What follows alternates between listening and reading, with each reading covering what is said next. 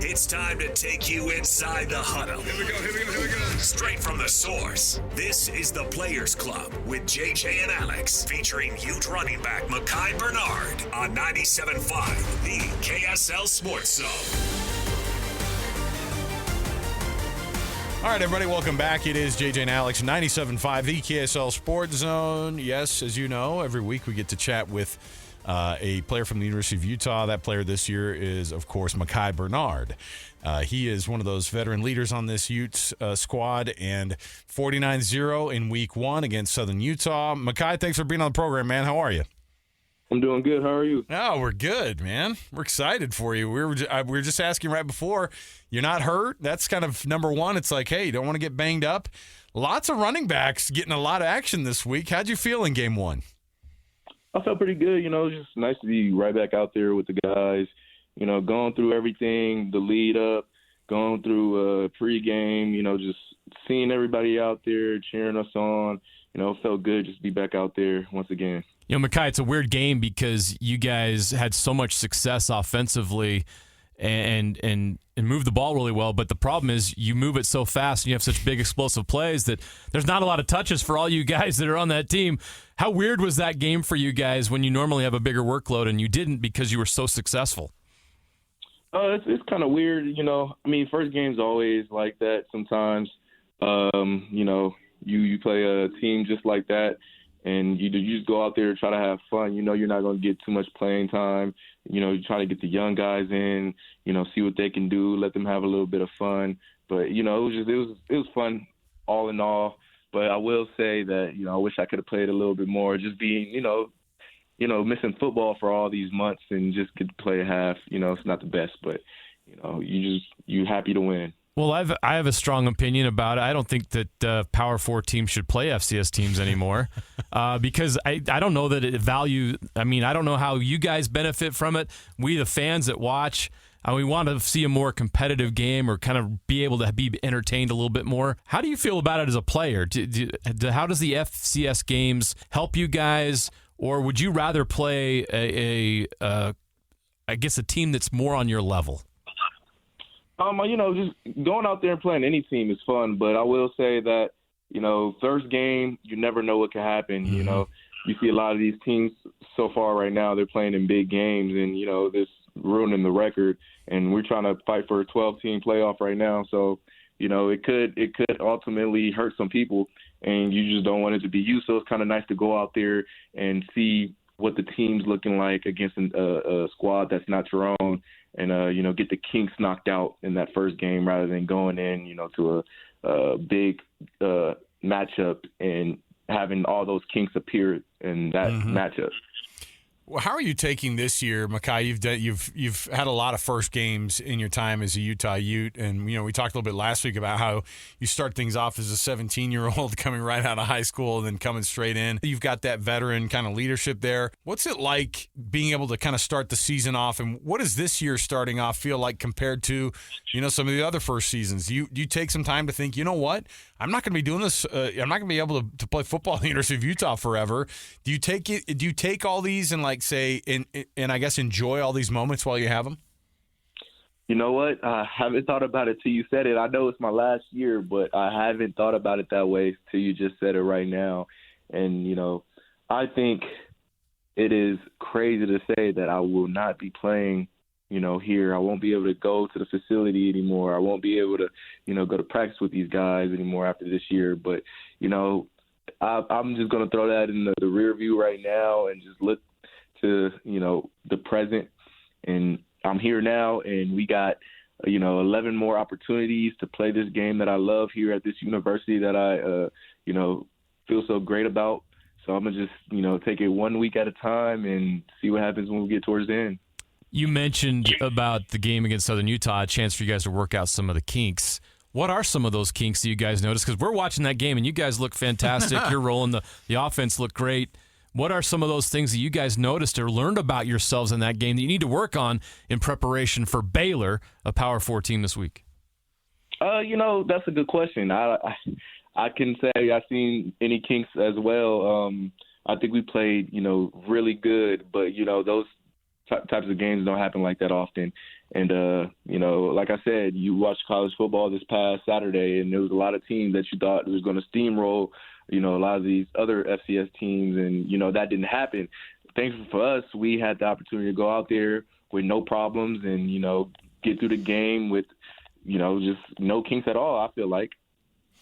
Give us a little bit of an idea what it's like to have Quinton Ganther as your position coach. I feel like he fits in right in step with the toughness that Kyle Whittingham kind of brings overall, but he's not one of those guys you want to mess around with. I feel like Coach Ganther is a no-nonsense dude, but you've been able to be around him. Describe for people who are listening maybe what it is to have Quinton Ganther as your running backs coach up at Utah, because he's got a lot of dudes in that room, and if you're not used to his style, it might be a little bit abrupt. Coach Q, he's a great guy. I mean, I've learned so much in the past few years, just being with him.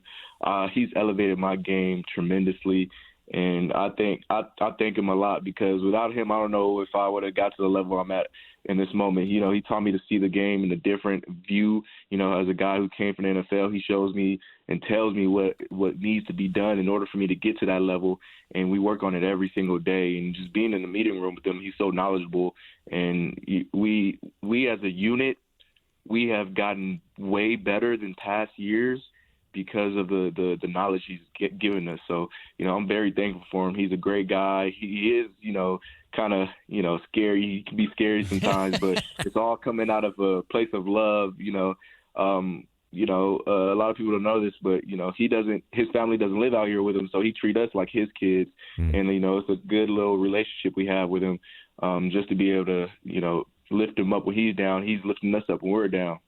Well, we saw the talent on display from that running back room against Southern Utah, and we knew coming into the season you guys had a lot of weapons, and it was confirmed in that game on Thursday.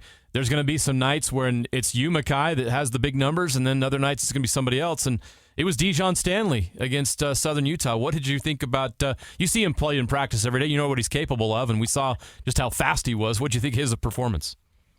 I think he had a pretty good performance. He had a little bit of things to fix up. He's young, getting to play in this, majorly in the first game in college. And so, we've seen a lot of good things from him. But, this week we're going to have to tighten a little bit of things up. But I think he's going to be a great addition to this offense. We get to, use some packages with him. He's a really fast guy. We see it at practice all the time, and we try to exploit matchups just because of his speed. And, his speed was put on the spotlight, last Thursday. So, it's going to be a lot more of that. Who is the fastest guy on the team? That's a good question. It would have to be Dijon Stanley. I'm not too far behind him, not going to lie. He runs a cool 22 miles per hour. I'm up there at 21.9. So, he's 22-something. Micah, you're saying you could catch him on a good day. Is that what you're saying? On a great day, I can catch him. I'm fast. I believe you. Show my speed, but I run up there with him. He might catch me, out the gate or whatever. But I'll hold on to him, probably about a step or two behind. I think it's important. I think it's just important that none of the wide receivers made the top of the list. That's what's good. How do we make this race happen? Nah, we got some fast wide receivers too, but we always argue about that. It's Dijon Stanley, Money Parks, Zamiah Vaughn, Teo Johnson, myself. We're all pretty much up there. That's a lot of talent you just mentioned there, Micah. How do you guys keep everyone happy? I know you want the ball. All these guys do. So many guys can do it. Isn't that going to be the biggest challenge for the offense this year, is just making sure everyone's fed? You said it. It wasn't my game last Thursday. It was Dijon Stanley's. That's because we had a great package in for him that exploited some things that with the matchups, and so it was his time to shine. And we're all seeing that, and this week might be my time, it might be Glover's time, and so on with the other receivers and whatnot. It just depends on the matchup we're going against and the defense they're showing us. And I believe in Coach Ludd. He's going to put us in the best position. Us as players, we just got to go out there and make the plays. You guys went down to Baylor last year. It was absolutely blazing hot. Obviously, now you guys get them at home. It's a conference team, but not a conference game, just how it works out because they were already on the schedule, and you're going to play 9 conference teams, but this was already an out-of-conference game for you guys, and so they're going to keep it that way. This is a very different team than facing off against Southern Utah, obviously.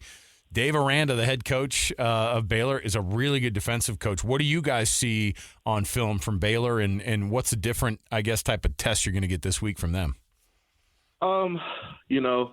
I think it's going to be a good game by them on the defensive end.